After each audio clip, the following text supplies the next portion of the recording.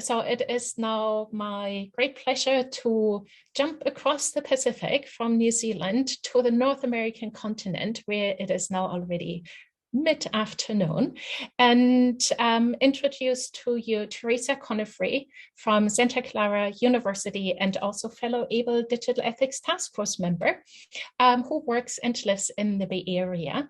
And then we are going a little bit more inland where you'll meet Davida Smith from Texas A&M University in San Antonio, who will hopefully not dissolve into a complete puddle due to the high temperatures, and we look forward to the presentation. And so over to the two of you.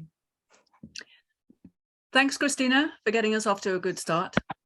So you've seen our title. Our title is about improving our ePortfolio assignments, well, assignments in general, so that they promote inclusion, equity, and diversity. And so that also is our learning outcome. We want everybody to leave this session with ideas about how they can help their students feel more connected, feel like they belong, feel like they can contribute and they're valued in our classrooms. And next slide, please. So to that end, we hope that in our session, you will learn how to consider your assignments for ePortfolio or otherwise, and how they might make your students feel, and how you might revise them once we've talked a little bit about the digital ethics DEIBD, or diversity, equity, inclusion, belonging, and decolonization principle. So that is our goal for today. So we wanted to get you participating, get your thoughts first before we begin. So we have a question for you.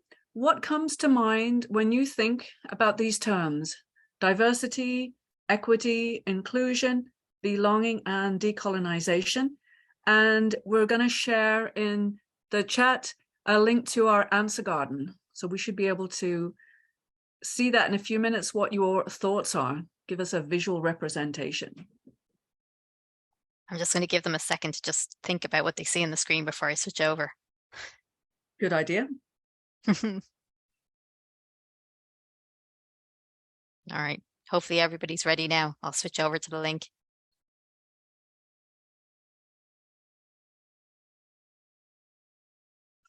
All right.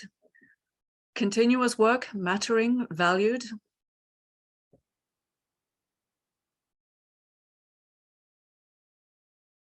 Gonna get rid of this ad.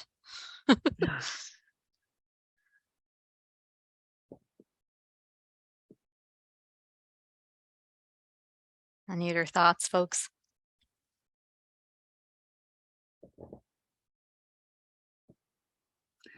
Well, we can come back to it, and because it'll be open, and add to it as we go on. So let's move to the next slide. All right. Okay.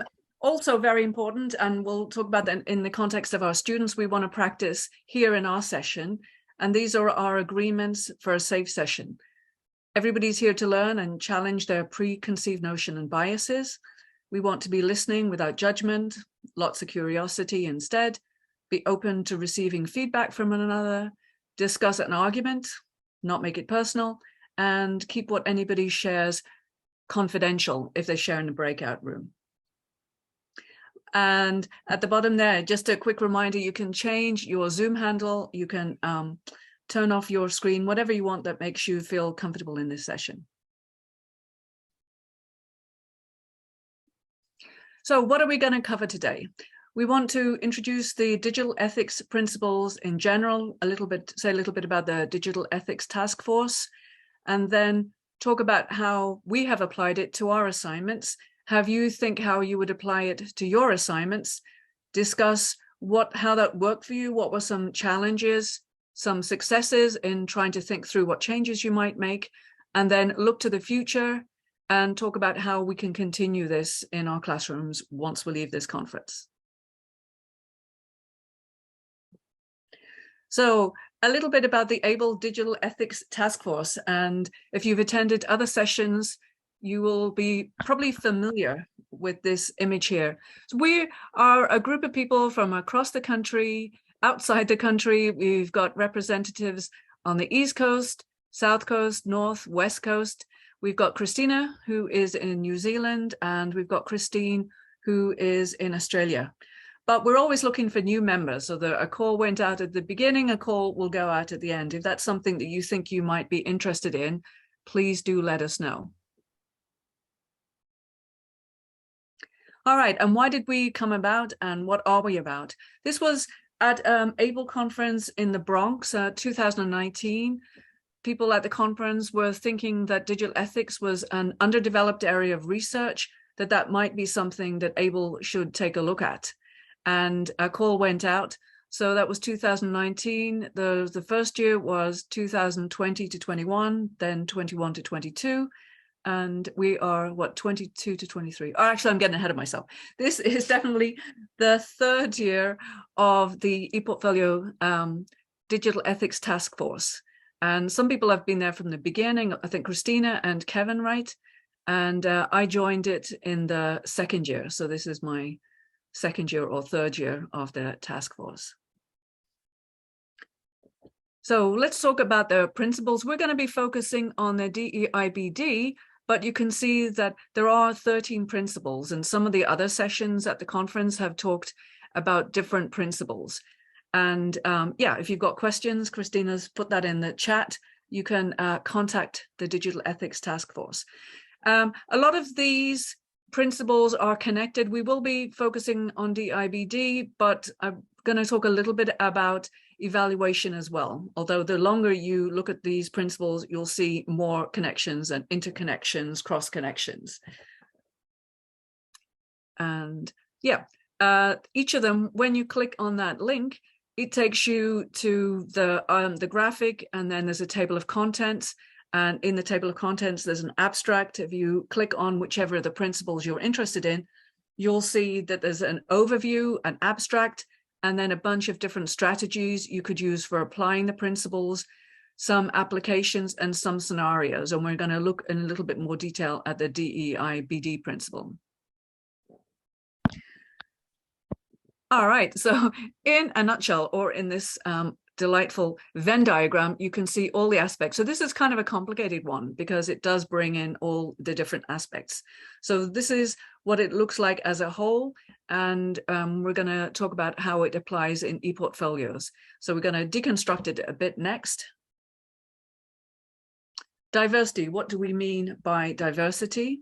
And you can see here in the task force, we understand it to mean finding out about our students' identities, their cultures, making sure that any assignments that we have, any sample ePortfolios, are representative of different cultures, different perspectives, and that we make sure we're inviting students to use different perspectives, different cultures in the ePortfolios that they themselves create.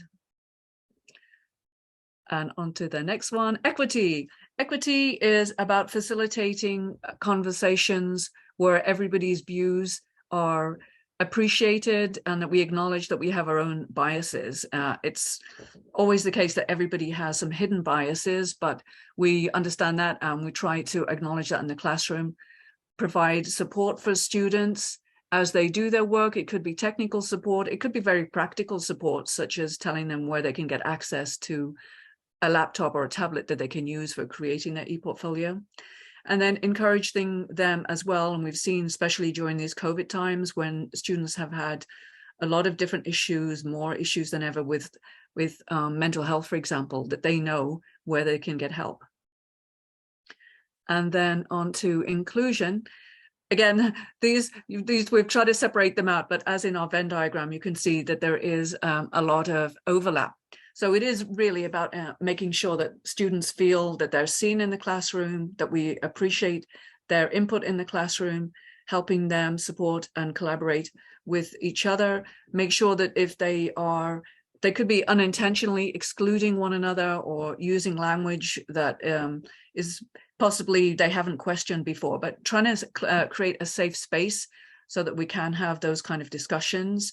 And then the last bit in terms of inclusion for people with different abilities, make sure that our ePortfolios can be viewed in different formats, different platforms, different devices, different tools, that kind of aspect of inclusion as well. And then moving on to belonging. which I've talked about already, and Davita's going to go into that in more depth. But we can't sort of emphasize enough that we want our students to feel seen and heard in our classrooms, that we want it to be a very safe space for them. And then our last one, decolonization. And you'll see that this applies, you might think, well, isn't that just about humanities? But Davita, when she shows her assignments, you can see that we want this to be all across the humanities, whether it's in the arts or it's in STEM fields, whether it's in more applied fields, or whether it's in philosophy, whatever the discipline. We want students to appreciate that there's learning, there's knowledge from all different cultures. And we want to make sure that that's included and represented.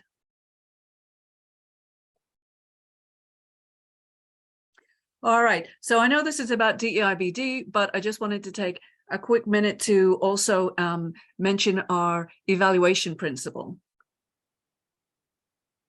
And this is the digital ethics evaluation principle. When a good part of what we're doing in the classrooms, of course, is having learning outcomes and assessing how well students are meeting our learning outcomes. So I think it's relevant to our discussion today to also talk about evaluation. And a big part of digital ethics is making sure that the assessment principles are transparent. So this could mean having rubrics. It could also mean having students help co-construct those rubrics with us, but to make sure that the students know how they're being assessed, what they're being assessed on, having a mixture of formative assignments as well as summative assignments, so that we're giving students feedback all along the way. That's also part of support, belonging, and inclusion. So if you want to find out more about that, do go and look at the digital ethics evaluation principle. And thank you, Christina, who's put that in the link. All right, without further ado, I'm turning it over to Davita, who is going to give us a really fabulous example of how this practice of evaluating your assignments might work in microbiology. Thank you, Teresa. So thanks for allowing me to participate in this, everybody. So just to give you an example, so I'm a microbiology professor, and I've had the joy of teaching a first-year seminar class. And I think first-year seminar classes or gen ed classes, or those first classes where students are first being introduced to science, those are really important classes to kind of hook your students and make them feel like they're part of the STEM process, part of science. So to speak to some examples from an ePortfolio assignment that I was using with my students, this is an example of a rubric. So you can see your standard sciencey rubric where it seems very scary. You have to do this and you have to do that, and you can't make any spelling mistakes. God forbid you might spell something wrong, or you might be late getting your assignment in. In reality, it was what happened on the right-hand side. This is how it was done during the pandemic. Let's be honest. I don't hold my students to deadlines. I don't. It says I do in the syllabus book because I have to. But at the end of the day, I keep my students on track over the course of the semester by giving them benchmarks that they have to meet, and lots of opportunity to meet with me. And as well as I have a peer mentor in the class who assists the students with assembling their portfolios and everything else. I also encourage commenting on the posts. As you can see, they have to comment. But if I start the comments, I can kind of nudge them along to kind of comment on each other's work. I would also give students class time at the start and end of class to catch up on their e-portfolios, so that, if they get distracted at home, at least they have a moment to kind of touch base with me and touch base with their colleagues to see if they can make some progress in class. And then when students often need to see examples of things, so I would always call out students for doing particularly good posts on their portfolios. So who was making the connections in the class, I would always call them out. And I ensured that I always spread that out. So I was picking on a different individual over the course of the semester, so no one really felt left out. So even if they had something interesting to say, I made sure I called it out in class.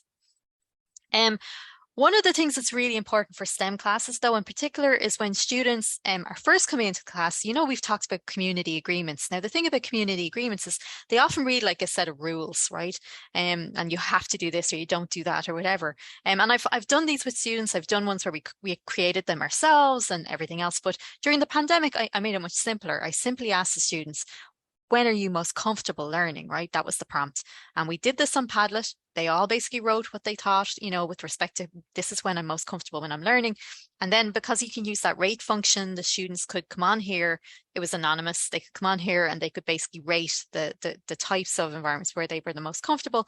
And then I used this to kind of create the atmosphere of the class. It was very helpful.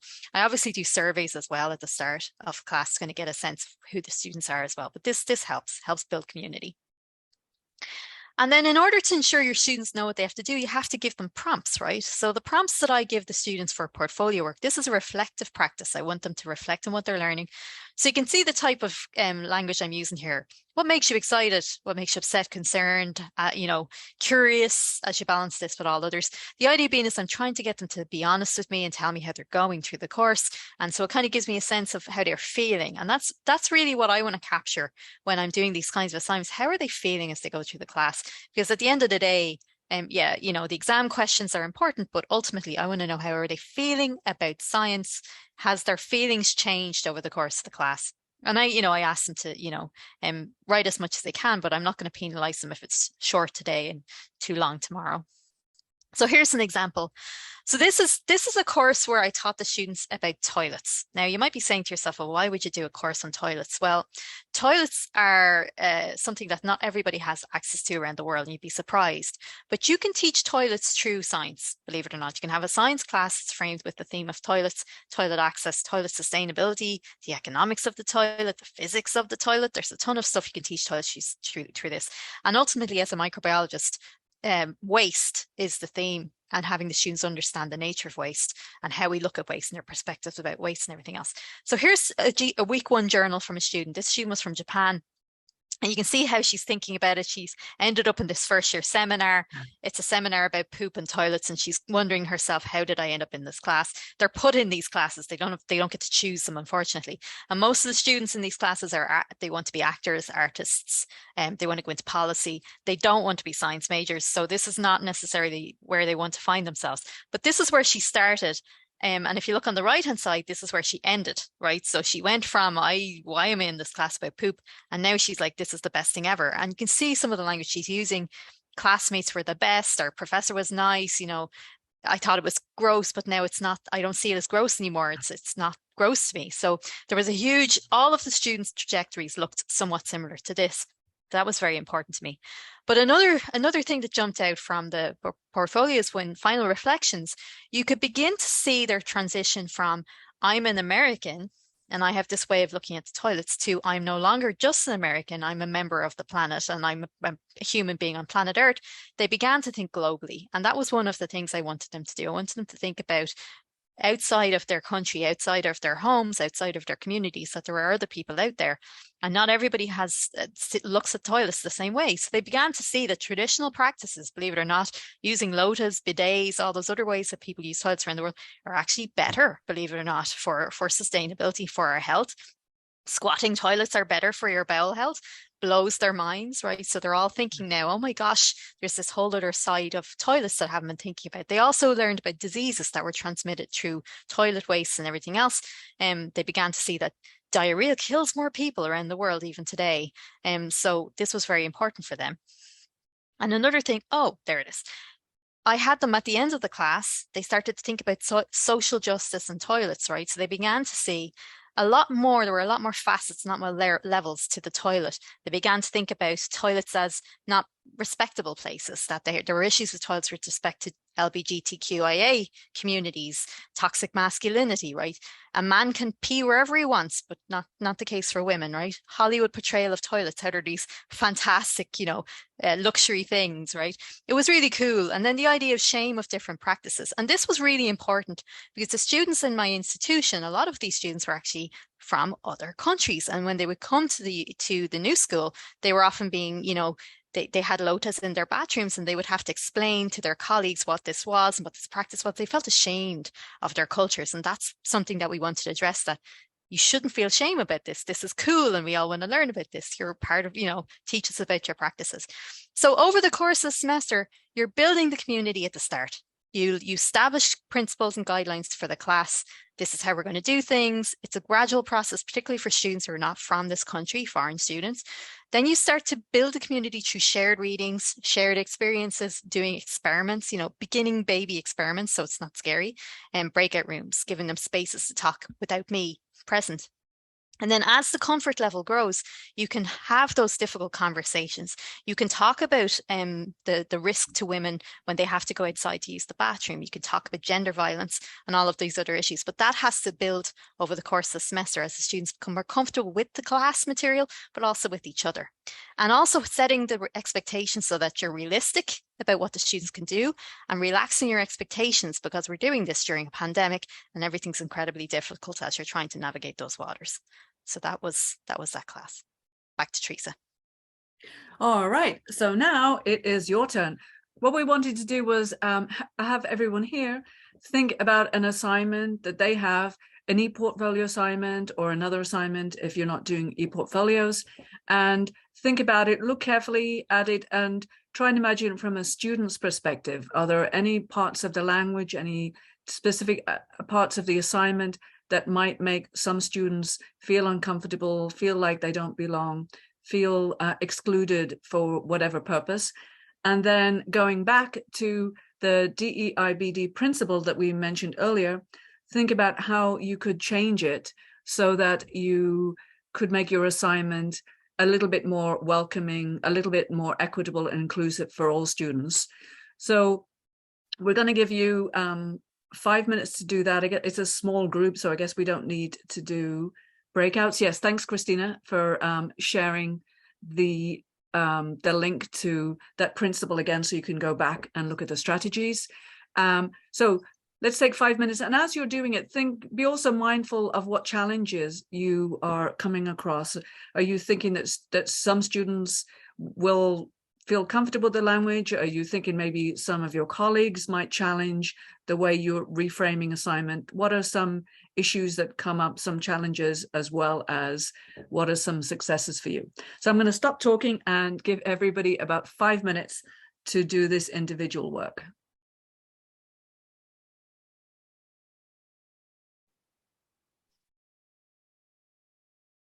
Hey, everyone, should we move then to our next part of the talk? We're going to skip the small group because we are just a small group. We'll go to the whole group discussion, and we have a Padlet. These are the questions for our Padlet. Sorry, I've got to see somewhere on my screen. Why and how did you change your assignment? What challenges did you face as you tried to make those changes? And how do you feel about your new version? So if you want to pop in some of your thoughts into our Padlet.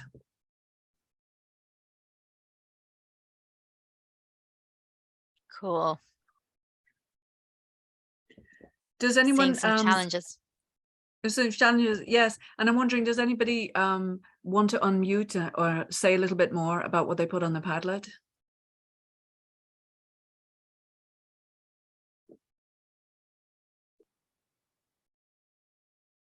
A lot about language, the importance of language. Yes, a lot about language.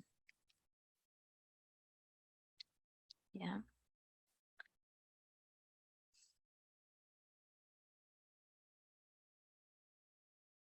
I think that was true even for me, because we say a lot in class, but it's often not necessarily that we would have to be writing things down in as much as we had to do during the pandemic on Zoom, relying a lot more on discussion boards and everything else, right? So you had to be very careful about how you frame things, so it was inclusive language and, supportive language, and less, like they said, judgmental for sure, less critical. And I see a comment too about the reflections. We're sort of throwing reflections around, but sometimes students need that to be more structured. Some students know what that's about, and others it's quite a new and unusual teaching practice for them. So in that case, having some prompts, but also reminding students that they don't have to follow the prompts. I know I find that difficult in my classes. If I give prompts, some students feel that they have to blindly, or not blindly, but they have to follow every single question in the prompt. Yes. Yeah. But then if I don't put in prompts, I get vastly different amounts of writing and thinking. So there's a little bit of tension there. I always found that some students, depending on their majors, would do remarkably well with the portfolio style pedagogy, and others not so much. So some students are just inherently predisposed to write more. They want to express themselves that way. Some other students not so wordy. And I see a question too about grading. How do you grade them? I know sometimes students think that you're grading them on their ideas rather than maybe technical aspects if they follow the assignment. So just being very clear and helping students come up with parts of the assessments, I think, can get over that worry that we're not grading them on if they say the right things or they say the wrong things, quote unquote. I really like this over here, the software related things. Do you see this, Teresa? Yeah. About the types of language that we use for things: master, blocklist, blacklist, whitelist. Yeah.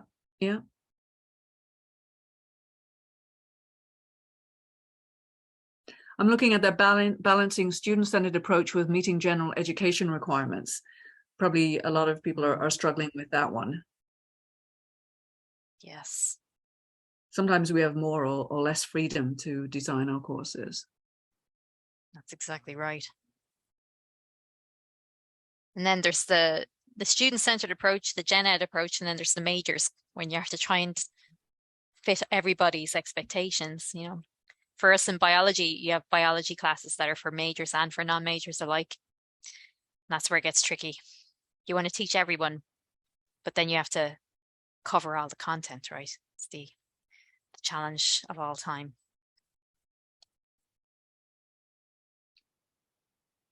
Does anybody want to share? That's what I was going to say too. Does anyone want to unmute and share if you want to hear some fresh voices?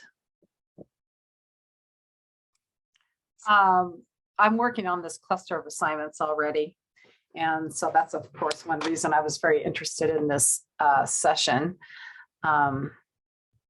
That last link to that guide that you put up is very helpful. And it's like I have the ideas, but they need some stimulation to come out. And I actually think in a short amount of time, I was able to get some new ideas. I obviously know that language is a huge barrier. I mean, coming into an English class, the academic nature of a research class is already a barrier, just straight from the get-go. And so that is something I'm working on actively with my assignments, but particularly in some of the more rigorous research assignments and finding ways to pull it together. So the focus of the actual portfolio pulling together of all of this is really about themselves as somebody who has agency and the wherewithal, the competence to conduct research, not only in academic environment, but for themselves as citizens. So I've got a lot of work to do on this over the next couple of weeks, but this helped give me some new ideas. So I appreciate that. And Cynthia, what are you teaching? What's your subject area? I teach English composition. Oh, cool.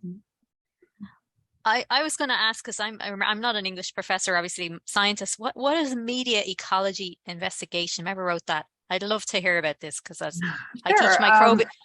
Is that you, Cynthia? Oh, okay. Media ecology assignment is meant for them to get out there into the world of social media and start digging around. Like, how are people talking about this assignment? What are different groups and perspectives of people around the topic, So they take their topic out into the social media sphere and really just find out in all these different venues how people are talking about it, not just what the opinions are, but how they're talking about it, the language they're using, that kind of thing. And it's pretty interesting. It's one of their favorite assignments, actually. I let them do it, sort of a mess that they turn in, but they're into it. And it helps set a positive tone for what is coming, which is a little tougher. So I really like that. I might have to steal that for a science class. Oh, I see that note there. Yeah, I'll when I refine it, I will be glad to share it. Yeah, And it's it will be great. soon. All right, great. And I guess we're already segueing into the last part of our presentation, which was on onward and upward. And we've heard Cynthia talking about what she might do in the future. We're wondering about the rest of you. Do you have any ideas how you might take this forward?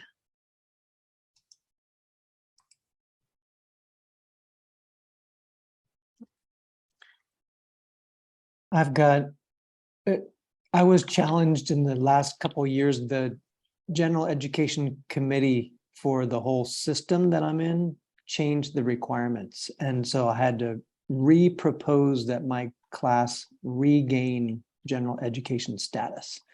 And the committee decided not to meet during the pandemic. So it's been 2 years now in August that I'll not be able to teach this class because it doesn't meet any requirements and nobody will take it. Oh, That said, bitch session over, sorry. Oh, that's a big one. The challenge has been that the requirements are pretty immense. It's a now very writing intensive class, and I'm trying to find ways to help students see that it's more about communicating ideas. My class is called How to Learn with Your Mobile Device. So I'm teaching students how to learn and then how to improve their learning through strategies that are technology enabled. And so when I look at the DEIBD page, I think about the students' own identities and being authentic and using their voice in different ways and trying to encourage that without making them think we're going to write a bunch of essays, because I want them to publish in different formats based on different audiences. So it might be a blog post, it might be a video, but there's a script for the video, so I can say they wrote something. But thinking about other ways to lower the barriers that prevent students from success. And so I appreciated, even though I helped construct the DEIBD page, thinking of it with a different lens, one of a teacher who's rebuilding a course from scratch. And it's been very instructive. So thanks for this exercise. Yeah, Kevin, we had a similar issue on campus too, because initially blogs and websites, anything that wasn't an essay wasn't counted. The students had to generate so many pages of well-edited prose. And so anything on a blog or an ePortfolio initially wasn't counted, but fortunately that has changed. Wow. Because I remember I have a colleague who had students set up fake Twitter accounts for science communication. So in essence, like one of the things I would think would be very useful is have the students have a second identity. Like for many of us, we already have that, right? I have a Facebook identity. I have a Twitter identity, I have an Instagram identity. They're not all the same thing, right? Like my Facebook is my family, you know, my family, and that's the only reason I use Facebook. I hate it otherwise. But I think having the students represent themselves in different kind of mediums, like you said, like they could do it on, they could have a TikTok, whatever. But I think it's all communication. It's all how you communicate and how you represent yourself. I'm not as eloquent as you all, but that's what I would think would be of most value, given the current climate and how we are in this digital age. And then segueing from that to the importance of communication, and our last slide, which is telling you how you can get in touch with us. Oh yes, of course. Sorry, I'm distracted by the chat. There we go. Yeah. And just so you know, we're also on Twitter. If you want to follow us on Twitter, and we're also heavily involved. Just give a plug to Censor. Censor Summer Institute.